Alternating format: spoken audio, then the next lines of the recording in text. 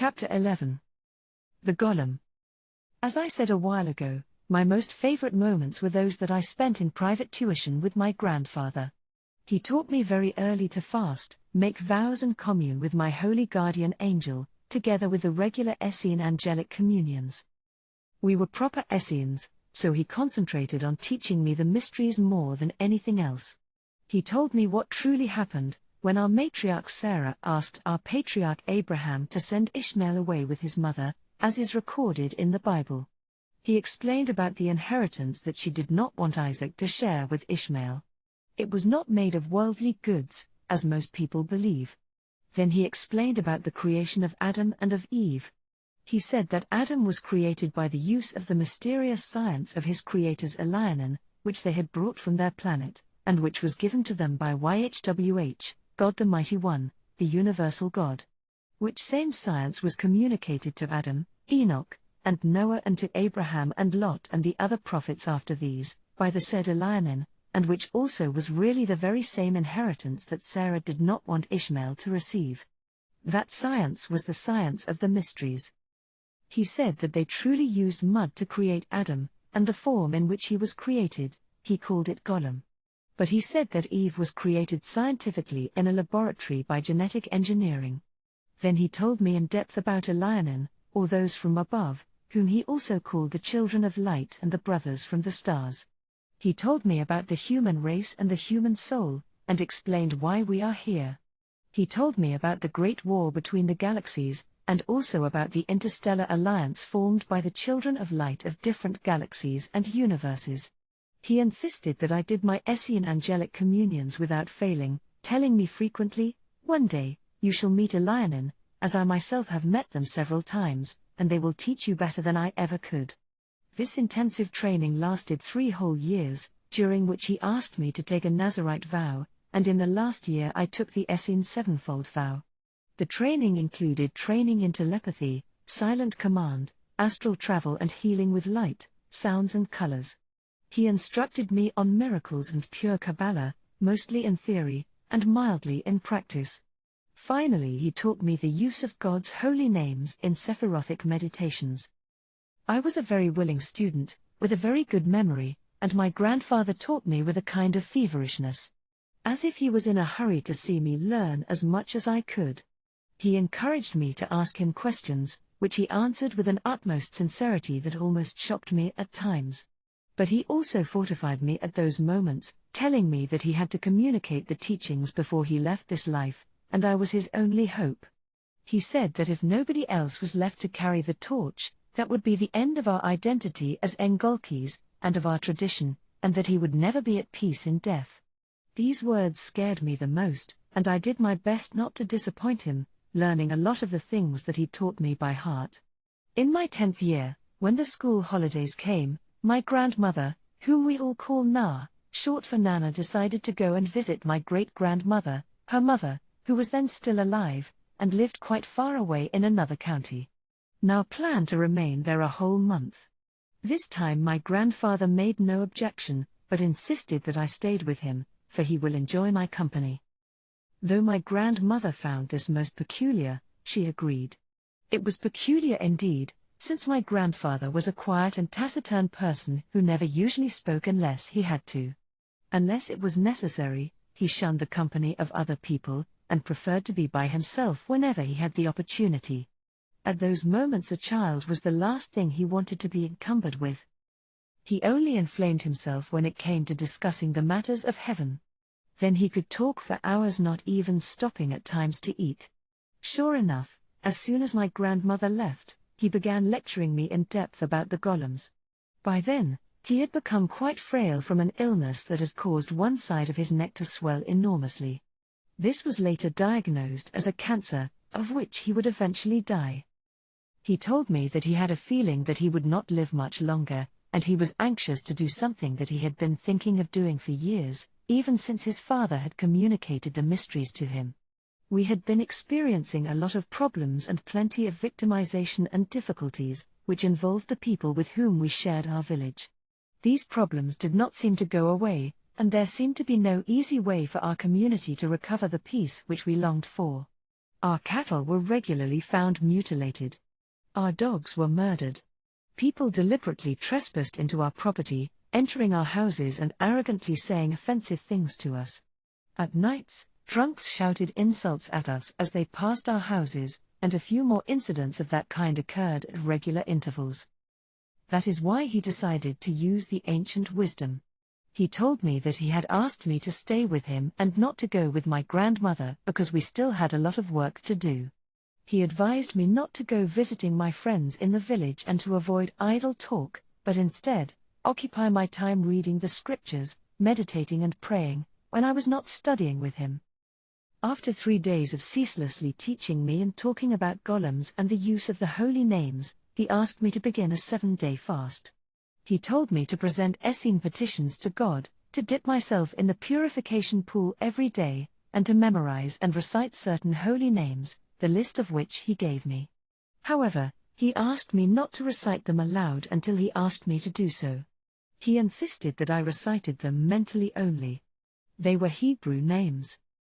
On the morning of the 7th day, he disappeared into the forest in our land, towards a stream that runs through it.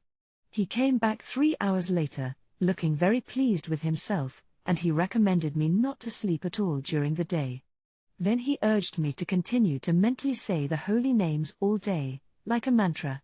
That day, he also advised me to go and dip myself in the purification pool for the last time, not to talk to anyone, to dress myself in clean clothes and to lock myself in my bedroom until he called for me. He also gave me another group of holy names to memorize. I did as I was told, and I waited all day long and part of the night.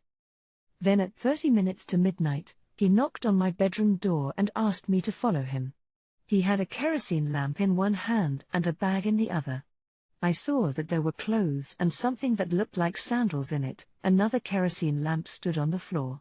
He asked me to take it and follow him. We left the family compound and headed toward the forest behind it. As I followed him, I realized that we were heading toward his favorite part of the creek where he regularly went to meditate and isolate himself, and he had forbidden us long ago to go to that part of the creek. It was a full moon and I could see clearly where we were going. Then we arrived at a clearing near the river and he set his lamp down. I also did the same, and I noticed that in the mud, surrounded by a circle, was the drawing of a very corpulent and tall Negro, even taller than Viper. My grandfather stood next to me and said, "What we are about to do, what you are about to witness, you must not reveal it to anyone as long as I am alive. And even after I die, you shall not reveal it unless you embark yourself on reviving the Essene tradition and on organizing and establishing your own community. Promise me that you will obey my words." I replied, "I promise and I will obey." "Good," he said. Then he continued. "Lately, I have been telling you about how the eminent prophets in our ancestry used the secret Kabbalah to create human beings in the same way as Adam, the first man, was created by a lion. To create such a being, which is called a golem, the 4 basic elements of all matter have to be drawn into it. That is, earth, water, fire, and air. In both of us one is predominant and one is very strongly dominant. That is why I said that you were the one special person I never believed would be born in our family during my lifetime. I am very grateful that you chose to be born among us. My prayers were truly heard. When the predominant and dominant of all our energies are combined, you and I together can, with the help of Elohim, create a living being out of mud." Then he looked at me and said, "Remember, only God can take credit for doing something by himself." These words puzzled me, and I was becoming more and more uneasy, having understood what we were about to do. But why did my grandfather need me to do something that I guessed he was perfectly capable of doing by himself? Having lived with him since I was born, I was by now used to witnessing some unusual and intriguing incidents. I had always been aware that he had provoked those. But this was something totally different. I looked around me and suddenly, everything seemed hostile. The long shadows of the trees seemed to come alive, and seemed to dance in the flickering light of the kerosene lamps. I began to tremble. Beyond the surrounding clearing, out of the darkness, thousands of eyes seemed to be staring at us from every side. My grandfather placed a steadying hand on my shoulder and squeezed it, "Do not be afraid," he said. But I was afraid. I was only 10 years old, and I did not want to be there in the middle of the night in the African forest. And the faraway howling of owls added to my terror. Traditionally, it was very well known that evil sorcerers made similar noises when they went to their nocturnal meetings. Everyone in my village said that. I was terrified that they would come and attack my grandfather and I there, and that we would be unable to defend ourselves against them. Then I looked at the figure in the mud. It was very well drawn, nothing lacking out of it. The arms and the legs were very proportionate to the body. It had eyes that were closed, ears, a mouth, a nose and a chin which, according to the drawing, was clean-shaven. "Papa, did you carve this image in the mud?" I asked him. "Sh, he whispered, nodding quietly. He stood there, reciting a prayer in ancient Hebrew. When he had finished, he motioned to me to move forward, which I did. Then he placed me at the feet of the figure. He asked me to recite aloud the first group of holy names he had given to me to memorize. As they were in Hebrew, he told me their proper pronunciation. He instructed me to walk around the circle surrounding the figure 7 times, beginning from the feet along its right side toward the head. Then down the left side toward the feet, while reciting the holy names. I began saying the holy names very slowly at first, and walking just as slowly, making sure that I walked slightly outside the circular line. When I came to the feet for the second round, my lips and my mind had become acquainted with the pronunciation of the holy names. The sight of my grandfather encouraged me and my footing became surer, my strides bolder and my voice firmer. I became aware that there seemed to be a glowing light in the circle. I kept my eyes firmly on the muddy circular path that my feet had traced, trying to ignore what I saw in the corner of my left eye, and even though it was the middle of the night, I was sweating abundantly. I was not so much frightened of what I was doing as much as I was at the knowledge that we were in the river forest, in the middle of the night. I grew up in an environment where people regularly gathered together at night for lengthy traditional dances and rituals. They included singing, the clapping of hands and the playing of xylophones. People wore scary costumes and danced in circles, to the sound of drums and tom-toms. There were invocations to spirits by griots, by true traditional medicine doctors, by witch doctors and by charlatans. I enjoyed going to those gatherings, even though we were strictly forbidden to do so. The problem was that this time, there was only the 2 of us, alone, deep in the forest, with owls singing and wild animals howling in the distance. However, by the 3rd round, I was no longer aware of the night owls, or of the crickets, or of the nocturnal birds and the wild animals. All animals, insects and night birds, which were now aware of our presence, had gone absolutely quiet, and we were surrounded by a sepulchral silence. I seemed to be in a sort of a trance, my eyes were burning and so was my forehead, and I lost count of how many rounds I had made from then on. Then as I was again passing the head, I was suddenly jolted back to consciousness. And soon I reached the feet. I stopped hesitantly, and I looked at my grandfather, wondering how many rounds I had done. He put his right hand on my shoulder, and I understood that I had just finished the 7th round. I joined him and I looked at the figure on the ground. Then I realized that the glowing light that I had seen was coming from IT, from the whole of IT. It resembled a huge human-shaped glowing ember. It was also now all swollen, and looked more like a sculpture than a drawing. My grandfather whispered to me, "Now, the second set of names I gave you. I shall help you with this one." He again first told me proper pronunciation of the names, then he pushed me ahead. This time, my voice was stronger immediately as I began the 1st round, and my grandfather followed me, falling in step behind me, and repeating the same holy names in time with me. By the time we finished the 1st round, I realized that this set of holy names would have a different effect on me. I was feeling colder and colder. Such cold as I had never felt in my entire life. By the end of the 2nd round I was shivering uncontrollably, my teeth were clattering and I had difficulties saying the holy names as I could not control the movement of my lips. My ears were burning with cold. I hugged my body with my arms to keep warm. But I continued nevertheless, encouraged by my grandfather's voice behind me. I knew that the 7th round had come because when we reached the head of the figure, I suddenly became aware that the deep cold was gone, and the warm, tropical African night had returned to its agreeable, normal temperature.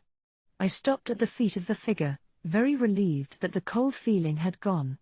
I looked at the figure that had again been transformed. It was now sizzling and it seemed as if water had been thrown on it to extinguish it. The figure was now swollen and completely detached from the earth. It looked like a very expertly made sculpture, identical to the picture my grandfather had made. Thus fire and water had been drawn into the earth figure. My grandfather gestured to me to go and stand aside, and I was very happy to comply. I went and sat down next to the lamps as I felt very exhausted by now. My throat, mouth and lips were very dry and I was very thirsty, now more than ever, since I had fasted all that day. It seemed as if every bit of moisture had been drained from my body, and I no longer had any strength left to stand. Then I looked at the sculpture and screamed. But my grandfather stood there, calmly watching the figure, after angrily turning toward me when I had screamed. But I had a very good reason to scream. This was no longer an ordinary figure, for the one that lay now on the ground was changing before my very eyes. It became very lifelike, and its hair was now real. The fingers and toes grew nails, the eyebrows and lashes were real ones. All these changes were happening before my very eyes. But the golem still remained motionless. It did not breathe, and it was of a deathly grey color. Then when he had composed himself and the golem had completed its development, my grandfather began to circle the motionless figure, reciting holy names that I did not know this time. The air energy or spirit was what was now needed to bring the motionless figure to life. And as he walked, the figure became completely human and of a beautiful shiny black complexion. As soon as the figure became human, a strong wind began to blow, violently shaking the trees this way and that, awakening sleeping birds and wild animals and frightening them away. The wind got stronger and reached the strength of the usual equatorial tornado winds. I took the 2 lamps close to me, protecting the holes above the glass shades. All my fears had returned, as the wind was getting through them, threatening to extinguish the lamps. The last thing I wished was to find myself in pitch darkness with my grandfather and the very dark colossus now lying in the circle. I closed my eyes tightly and hid my face in my hands now resting on my knees. Then after a while I felt the wind recede. I opened my eyes to find that the figure was now shaking violently. As the wind finally died away, the figure also ceased to shake. That was also as my grandfather was finishing his final round. He came toward me, his breath barely audible. He had a very grave expression on his face and his eyes looked funny and bloodshot, as if he had been crying for a long time. Together we looked at the naked being lying in the mud. Then my grandfather told me that I should concentrate and we should recite a verse from Genesis chapter 2 verse 7 which he had given me to learn by heart 3 years earlier, and which he had instructed me to repeat every morning when I woke up. I had also taken the habit of saying it at night before going to sleep. Somehow I had found this interesting as he had taught me to recite them in Hebrew. Now I understood why he had taught me those words. The verse says, "And he breathed into his nostrils the breath of life, and the man became a living being." And as soon as we finished saying the verse, the naked man lying in the mud before us opened his eyes and stared at us, frowning. I uttered a shrilly scream, hiding behind my grandfather, who sharply ordered me to shut up. The being also was startled by my voice, but remained there, not bothering to hide his nudity, and regarding us in wonderment. My grandfather took the clothes he had brought and went toward the golem and commanded, "Stand up."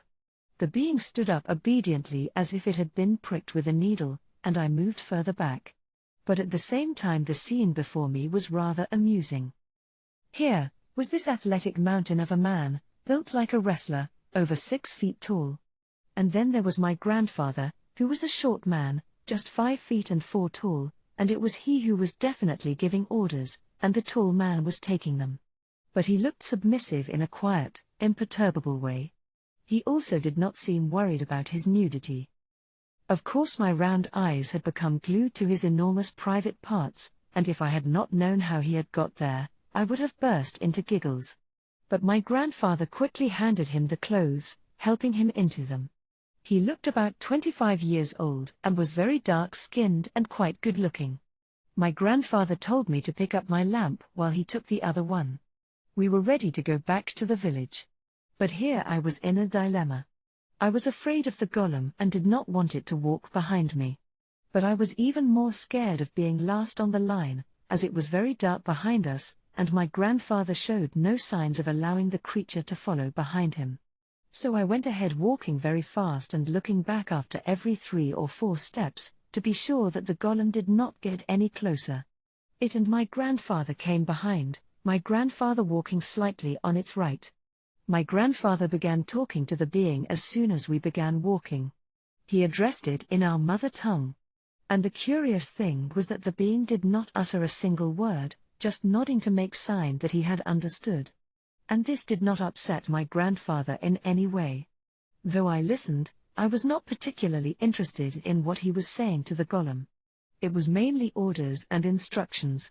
But the first thing he said to it was, "You must never do anything on your own intuition, except to prevent any harm coming to me, to those of my family and of our community only.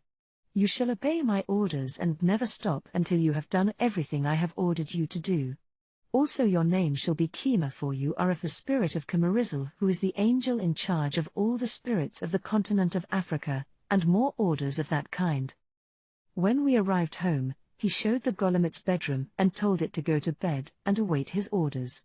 He knew I had many questions to ask, but he told me to go to bed and that I should go to him after breakfast. I went to my room, but I was too excited to sleep. Instead I went to the kitchen and ate everything I could lay my hands on, as I suddenly realized that my fast had come to an end. In the morning, I ran to my grandfather. He was waiting for me. He instructed me that I should never reveal to anyone how Kima had arrived. He told me to call him Uncle Kima and to tell anyone who asked that Kima was his second cousin on his mother's side, who had come to visit and had arrived during the night. He also told me to leave the golem alone, and not to stare at it. Then he revealed that Kima did not have the power of speech, but that he could hear and understand. In the evening of the following day, our crier went through the village shouting that all were invited to come to my grandfather's residence the following morning, because he had something to tell them. That is the way people are always gathered for important announcements, either by us, or by the chief of the village, or anyone else for that matter. By 7 o'clock in the morning our courtyard had filled with a large crowd. None of them laughed or joked as they usually did between themselves. They all looked grim, and there was something in the air that presaged that they could rapidly become aggressive, given the chance. As relations had not been good between us, such an attitude was to be expected. They were all there, men, women and children. When they had all gathered, my grandfather came at last and sat down slowly, looking all of them in the eyes, one at a time, saying nothing. Those who had been whispering between themselves had stopped. Now, an uneasy silence reigned. When he had finished defying those people, as I had realized he had been silently doing, he shifted his gaze and looked ahead of him above the people's heads. The people were beginning to look at each other, wondering what it was all about, when Kima finally appeared, looking tall, majestic, and powerful. He came and stood behind my grandfather, slightly on his right, his arms folded across his powerful chest. My grandfather let them all have a good look at him, then he made an amazingly short speech. "I called you all here to ask you to leave me and my community alone. We wish you no harm, we never provoke you, we leave you be. I am asking you to do the same toward us. That is all I am asking of you. Up to now we have never complained, even though we have been given many reasons to do so. But this is our home now, our village, and we are not going anywhere else. And I seriously ask you to leave us alone from now on. I am a reasonable man and none of you has known me to get angry. But if you do not, I shall have no other choice but to retaliate. May there be peace between you and us from now on." "Is that all?" shouted one of them. "Yes, that is all. You may go back to your homes, now." I had expected them to all exclaim that he had wasted their time in order to tell them so little, but amazingly, they all began to leave, and in a short while, the courtyard was empty again. I guess the sudden appearance of Kima had disconcerted them all. His towering frame had made an impact. I had heard some of them even whispering, "Who is that big man?" I shall pass under silence the full reason why the golem had been created and the subsequent use that was made of him, as it is not the reason why I wrote this book. But it stayed with us for 9 whole months. My grandmother did not press my grandfather too much when she asked about Kima on her return from her trip.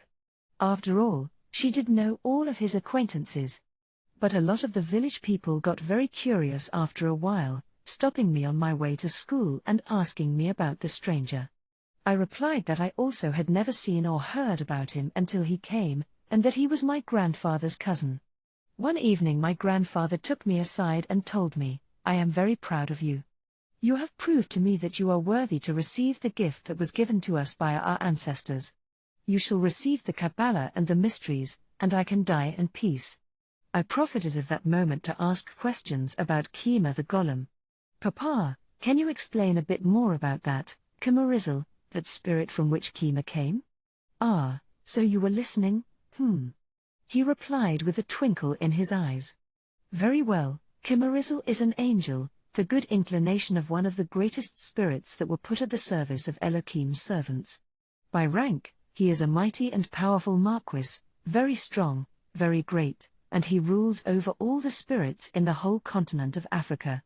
When any African prophet or holy man wishes access to the divine services of the spirits, if and only if he follows the mysteries of Abraham, Moses, and Solomon, and even any non-African rabbi, if he is on African soil, Kimarizzle is the one he should address.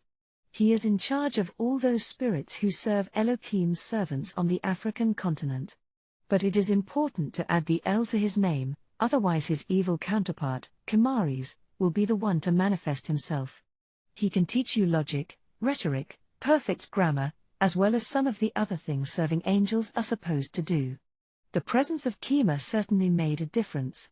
Peace came back into our lives, and our animals were left alone. Some village people were found to have been savagely beaten up, a few of them became afflicted with mysterious ailments that resulted in their quick deaths. The people did leave us alone, and even avoided us, and they also began walking in pairs at night. They called Kima our unpaid odd job man. We knew they blamed him for anything strange that happened in the village. But none of them dared say so to our faces, as they usually would have done, and they no longer shouted insults, nor did they venture into our property uninvited. When time came for Kima to be disposed of, my grandfather did it by himself, but he insisted that I watched him, probably because he wanted me to totally forget about him once I was sure that he no longer was on Earth. He took a pickaxe and he, Kima, and myself, headed for one of our cocoa plantations, which is very near our village. It is the one behind old Michelle Vander's house. In that plantation there was a patch of ground on which, for no reason imaginable to me, nothing had grown for a long time.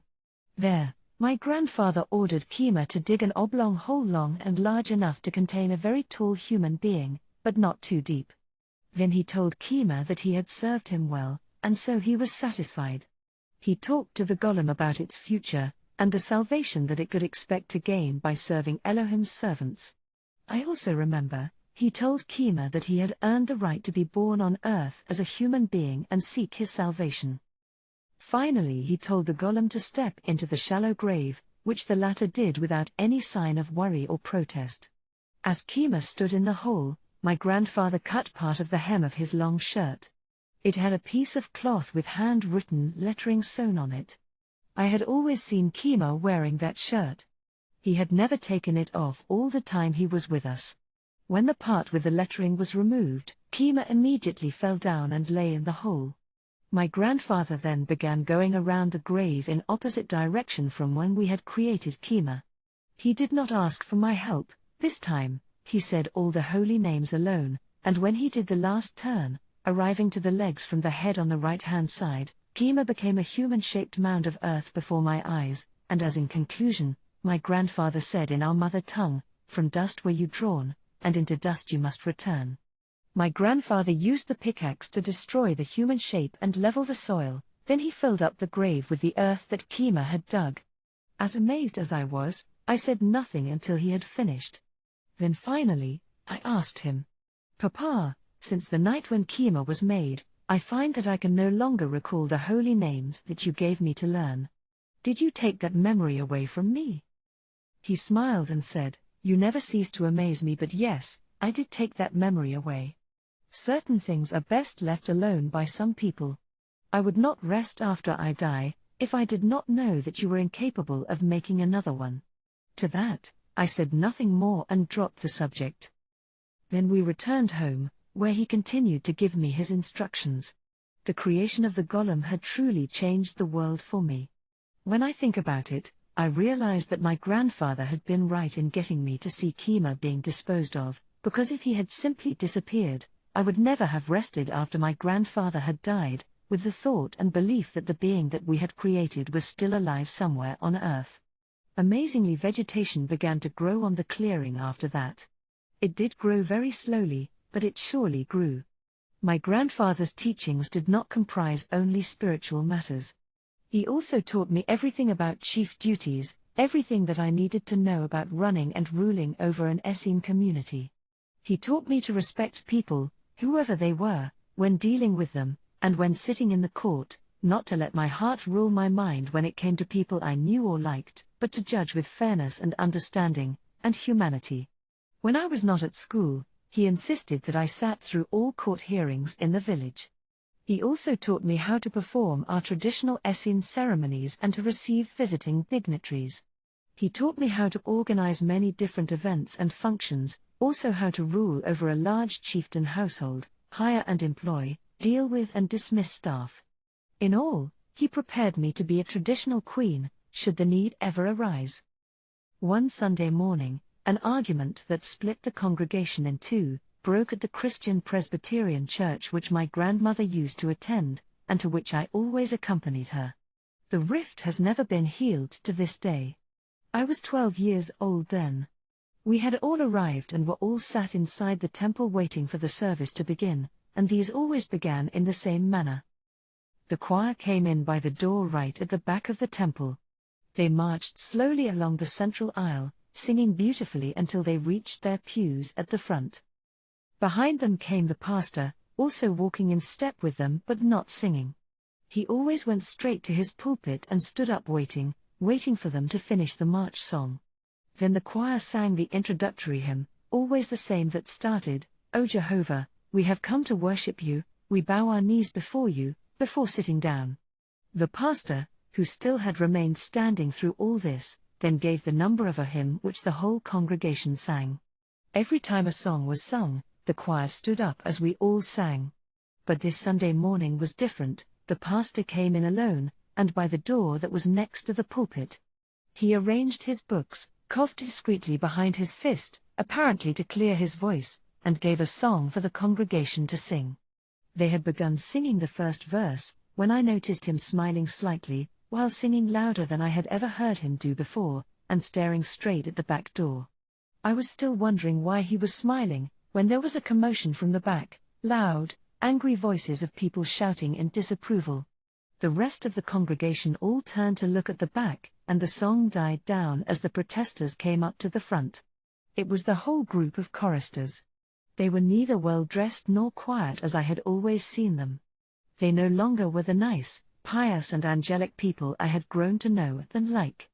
Now they were angry and shouting. Most of them were barefoot and had not bothered to wash themselves. I was shocked in my young mind. How could those people make such a demonstration in that house they had built for the worship of the Holy Lord? Did God not deserve more respect than those people seemed to give him? From that moment, I no longer wanted to go to church, not because of God in general, but because of those people. The God they worshipped in that place now seemed to me to be a God of disorder, who did not command or apparently deserve any respect. Why did they even call him Jehovah? This certainly was the time that my wise grandfather had been telling me about. When I had asked him why he did not like going to church, he would say, "Child, I do not need to go to any church building. The Torah and the tradition and the mysteries of our ancestors are sufficient for me, and more useful to me. But I would never dream of forbidding you to go. One day shall come, and I know it will, when your eyes, as those of a child of Abraham, will be opened. Then the choice and the decision not to go shall be yours. Well, 2 years after witnessing the creation of the golem, my eyes had certainly been open to the Christian futility. All confusion went out of my mind, and I finally saw very clearly what we had been taught by the old elders of my community. Christianity was a religion that had absolutely nothing to do with Rabbi Yeshua of Nazareth and his teachings.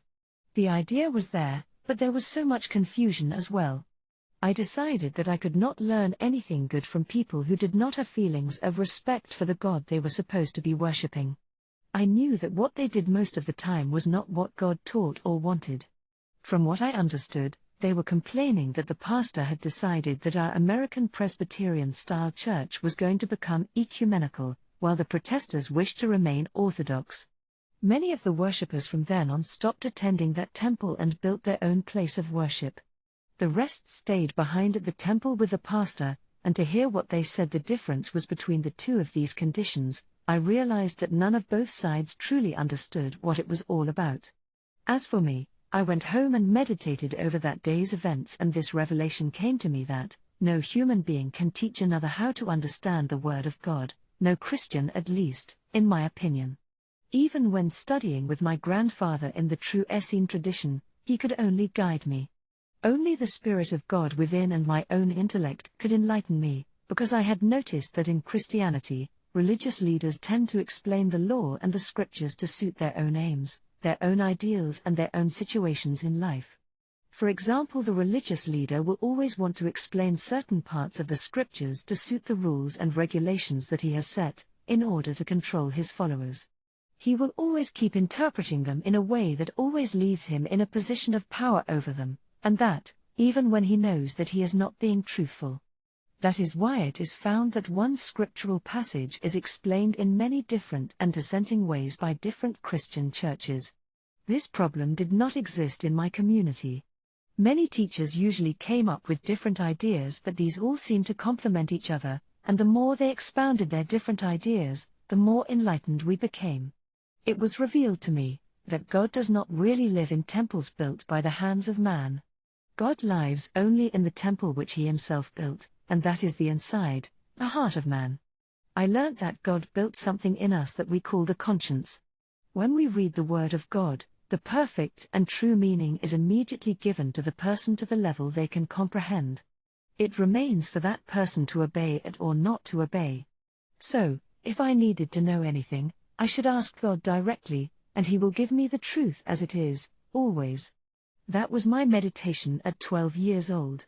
I then felt the strong desire to let God teach me the truth, all of it. I also decided to read and know more about Rabbi Yeshua as written in my grandmother's Bible, something that I had never really done before, having relied on the Essene version that had been told to us. I began to read the Bible again, right from the Genesis. I understood everything that second time like I had never quite understood before. Things changed dramatically when I finally reached the New Testament and the crucifixion of Jesus Christ, Rabbi Yeshua. Even with the Essene knowledge that I had, the whole story was still very distressing. I collapsed in floods of tears. The fools, how could they be so blind? I sobbed, thinking of my people, the Jews. Then I heard very clearly, yes, they were fools, but it had to be that way. They were forgiven, and so should you forgive them. Alive, not dead. Only the body died. The soul is eternal, and so is yours. I sat rather quietly after these words, wondering where they came from. I was seized with fear and mild trembling, while the top of my head felt very hot, like it usually does when I have just used a hot comb or a blow-dryer on it. I first thought that I had thought those words, but then it seemed rather odd that I should think that way. I had been crying over Jesus Christ, I had not been crucified myself, so why should I think in that manner? It did not make sense. Then when I reflected again over that matter after mastering my fear, I realized that I had not thought those words. This was different. Those words had been said to me, but not in a loud voice. Rather they had come to me telepathically. They had been virtually insinuated into my brain. I had finally succeeded in doing one of the most difficult things my grandfather had told me about. Somehow I had used my higher self to communicate with the higher self of Rabbi Yeshua, I then believed. I also realized soon after that I was feeling very happy. I felt surrounded by a warm feeling of pure love, and with that feeling there seemed to be someone with me, a presence of some sort. It seemed that it was that presence that had brought that feeling of love as well as the sensation of fire that I felt at the crown of my head. It stayed with me for about half an hour, during which I had had a strong need to sing songs of praise. I knew all the songs in my grandmother's hymns book by heart. So I sang my heart out. I felt so happy and my heart felt as if it were about to burst. Then the presence left me and I went to sleep feeling very tired but extremely happy. It seemed as if I had been emptied of all energy. But I slept with a joy such as I had never felt in my entire life till then. The following morning I got up and felt like a totally new person. I knew that something had happened to me that night. I could not say what it was, but I knew that it was no ordinary thing.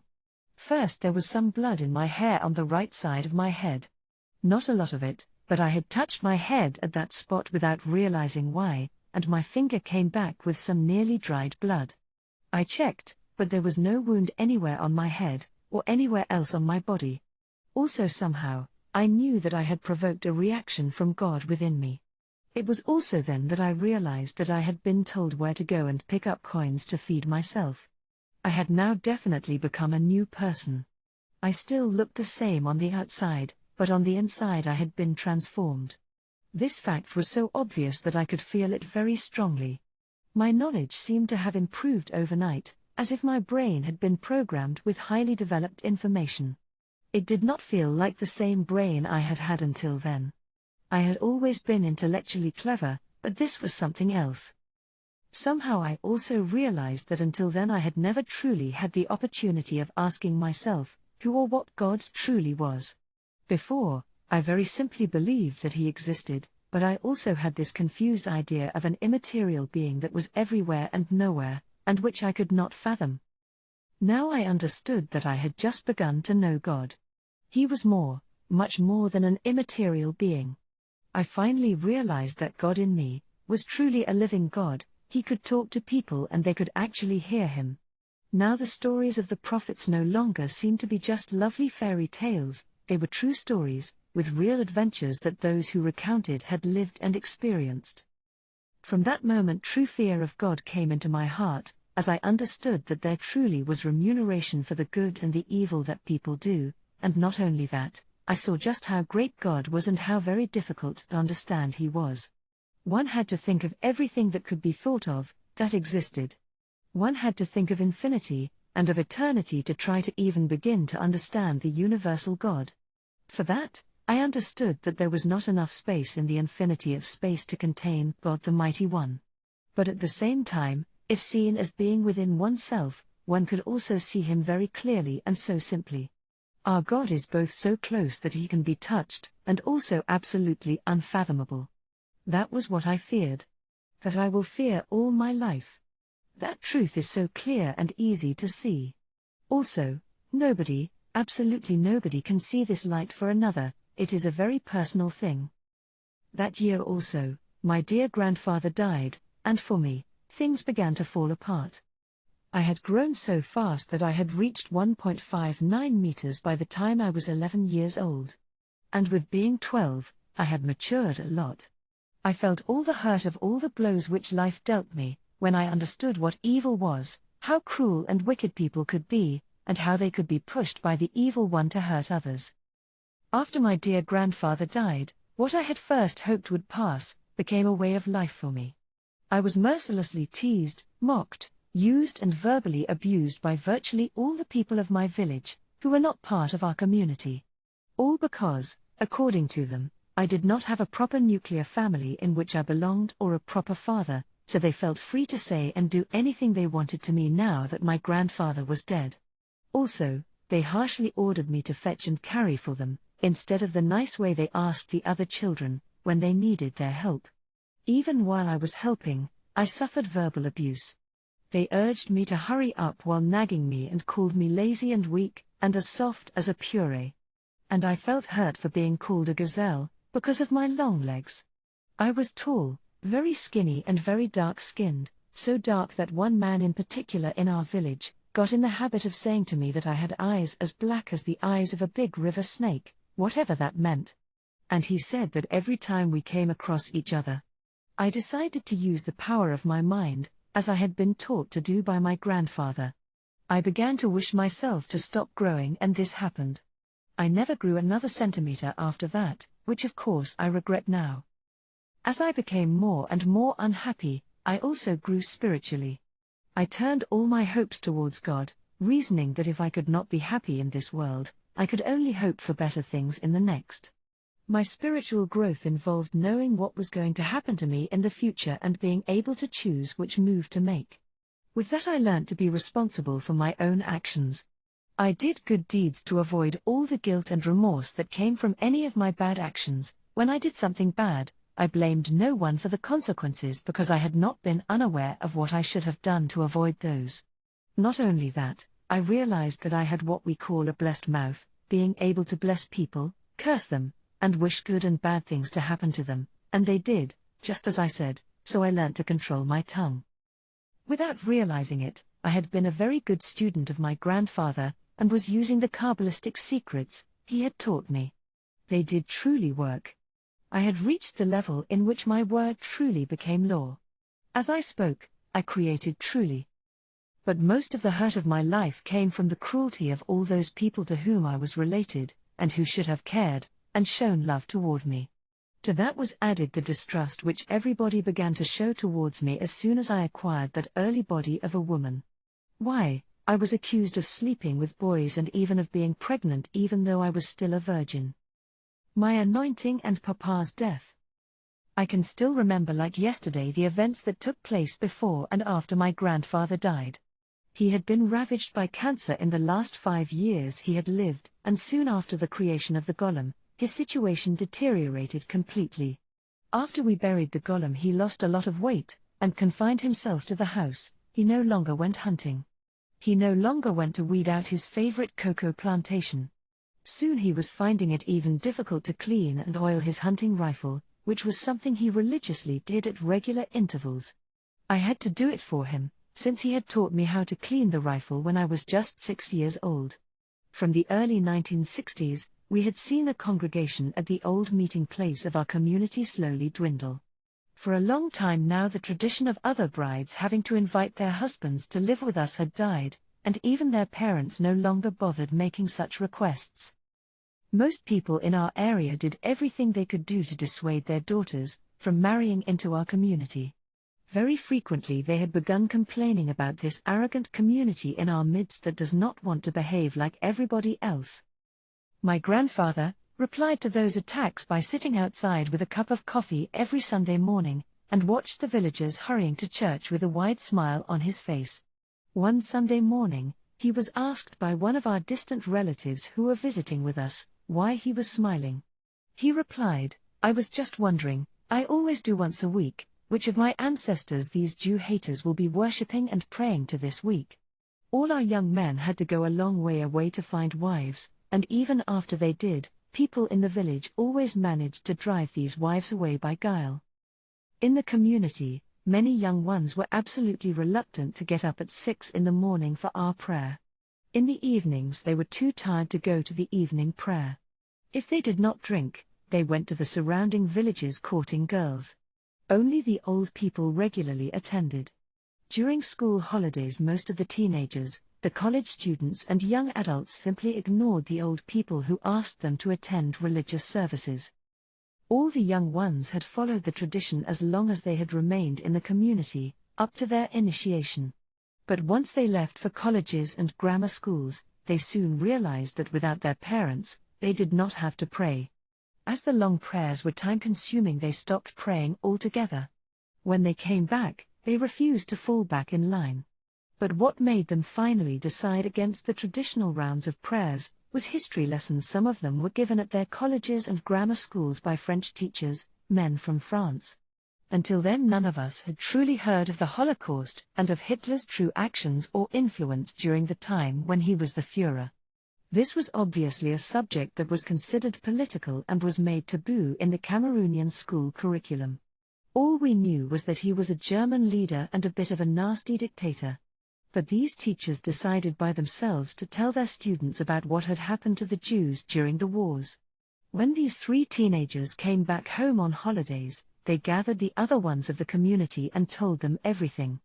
After that, the young ones in our community could not accept that a good God would allow such crimes to be committed against those he had once called his chosen people. They could simply not forgive. My uncle David, my grandfather's legal heir, was working in the city. He stayed away for years at a time, and then came to stay for a month only, just to disappear for a few more years. So by 1965, I had become the only student that my grandfather had, and the lucky one that got the mysteries. Even though he was sad about the other youngsters' lack of enthusiasm, he did not mind. He now had the opportunity to give me his undivided attention and to communicate to me many teachings that he would have been reluctant to communicate to children that were not his direct progeny. It had not been difficult for him to teach me, thank God, because I was very fascinated by the whole subject. Soon after we celebrated Christmas 1968, my grandfather had become very anxious and thoughtful whenever he and I were alone in the house. It was now a long time since Aunt Naomi had got married and gone to live in Douala, the Cameroonian economical capital, with her husband. My sister Marie-Thérèse was now at a technical lycée for girls in Yaoundé, the capital of Cameroon, and there were just the 3 of us living in the ancestral home, him, my grandmother and myself. One morning he told her, "My heart is troubled. Nobody except Desiree has shown any interest in the old religious traditions of my forefathers. I must leave someone to carry the torch, and I cannot anoint any undeserving person. Only the person that can practice the secret tradition can be anointed. That is how it has always been." My grandmother replied, "What do you intend to do then?" "I shall anoint Desiree. I have been training her and she has been a very able pupil, it is the only solution," he replied. She stared at him anxiously and desperately and asked, "Do the elders know about your decision? They might not exactly be all there nowadays in matters of the community, but surely for a matter of such importance, they expect to be informed?" "No, but they'll know soon enough. I have sent for them. Anyway, what do they care? Even they are no longer as dedicated as they were," he replied. Effectively, the elders started filing one by one into the room, each holding a kerosene lamp. They remained locked in there from 7 o'clock in the evening until midnight, so had my grandmother told me the following morning, as I had not waited up to know the outcome of the meeting. Soon after, a letter was sent to Uncle David, telling him that he should come back home immediately as his father was very ill. My grandfather was taken to the private clinic of Metet, where he was admitted. My grandmother and I looked after him, then when she had to go away suddenly, I stayed behind and looked after him on my own. But after 6 months, we were told to take him home as nothing more could be done for him. He was discharged after being given a large amount of painkillers. Uncle David had come and gone again, writing regularly and asking to be notified at once if anything developed. I can remember one time when he had visited and dear grandfather was now permanently bedridden. He had brought some white linen sheets that were to be used for his father's burial. He handed these to my aunt in secret, but somehow grandfather knew, and he had asked to be shown the clothes that his son had brought for him. Uncle David was forced to show him a brand new and very smart 3-piece trouser suit that he had bought for himself, and he was morally forced to give it to grandfather. But I can still remember the look in his sunken eyes when he was given the suit. He looked at it and said nothing, neither did he actually take it off his son, who had to place it on the bed instead. As I sat on a chair across from his bed, our eyes met. When they all left the room, he muttered, "I am not dead yet and they are already preparing for my burial." Everybody was astonished at this when I told them later, as they had been very careful. Even my grandmother, Uncle David and Aunt Naomi sat together, commenting on it, wondering who had told him, how he knew. But I knew of his powers. Knowing what they did and what they thought was an easy thing to him. After Uncle David left, grandfather ordered me to begin a 7-day fast and petition prayer for forgiveness of sins and spiritual guidance and purification. He even told me exactly which words to use for my petition. Then on the 7th day, He asked grandmother to prepare his official clothes. Then he asked to be bathed. After having been bathed and dressed, he suddenly summoned a superhuman effort and stood up by himself. As he had instructed me to, I had dipped myself in the stream, dressed myself in pretty white princely robes, and gone to the meeting room, and had waited. There he came and opened the old trunk he had always had and that nobody was ever allowed to open. Grandmother had followed behind him, amazed at the apparently impossible feat he was performing. For since he had become bedridden, we had to go and move his legs and straighten them as he was constantly in pain and they used to be seized with awful cramps. He had no strength to move them himself. He had even already given the patriarchal blessings to all the other members of the family while lying down. He walked very slowly, with great difficulty, and moaned constantly, but he got to where I stood. Then he took the anointing oil and told me to sit on his armchair. There, he anointed me with that holy oil which was only used once in every generation, by pouring it on my head, terminating his words with, "Blessed are you, Rebecca Regine Desiree, now a true queen.